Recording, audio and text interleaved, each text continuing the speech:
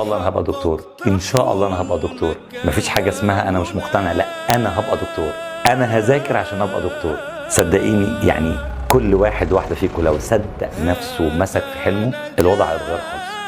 سيبك من المشاعر السلبيه، سيبك من صاحبك اللي يقول لك اصل انا ما بفتحهاش وهو مقطع الدنيا وانت مالكش دعوه بيه، ولا هو ليك دعوه بيه ولا انت ليك دعوه بيه، مالكش دعوه. يا ترى انت محتاج ايه انصحك بيه، وايه اللي بيحصل في الوقت ده غالبا من كل سنه.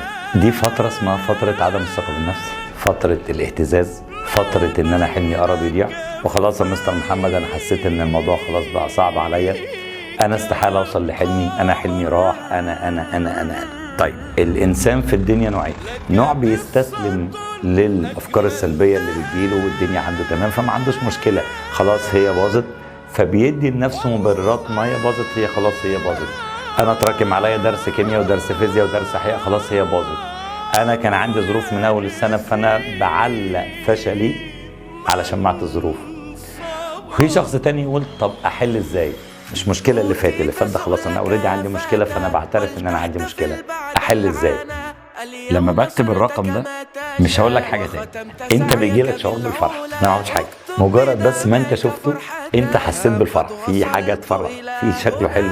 طب هو انا ممكن اجيب ده يا استاذ محمد وبزياده كمان والله، بس انت هتزود عليه حاجه حلوه بقى، غير ان انت هتكتب الرقم ده على ورقه كده بخط حلو وتخليك شيك كده وتحطه قدامك. لو انت علم علوم تكتب كده تحته دكتور محمد او دكتور احمد او حسب اسمك، شوف انت اسمك ايه. ولو انت باشمهندس اكتب باشمهندس، اقعد اقراها كل شويه. ان شاء الله انا هبقى دكتور، ان شاء الله انا هبقى دكتور. مفيش حاجه اسمها انا مش مقتنع، لا انا هبقى دكتور، انا هذاكر عشان ابقى دكتور. صدقيني يعني كل واحده فيكم لو صدق نفسه ومسك في حلمه الوضع هيتغير خالص.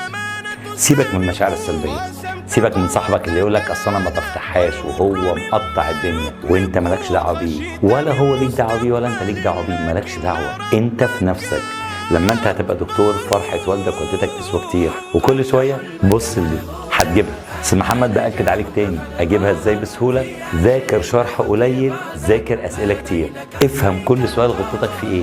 مش مشكله تغلط، ان شاء الله يا رب تجيب 0 من 10 في امتحان. 0 من 10 يا مستر ده انا ضيعت، ده انا فاشل، ده انا مش هجيب ولا درجه. ما تحسبهاش كده، احسبها ان انا اكتسبت 10 اخطاء عرفتهم لو كانوا جم اخر السنه ما كنتش اعرف. اي حاجه بتحصل لك قبل امتحان اخر السنه فانت بتستفيد منها، مش بتخسرك، بالعكس انت بتستفيد منها. فالدرجه اللي انت جبتها وحشه ما دام ما موتكش في الثانويه عامه هتقويك وتخليك اقوى.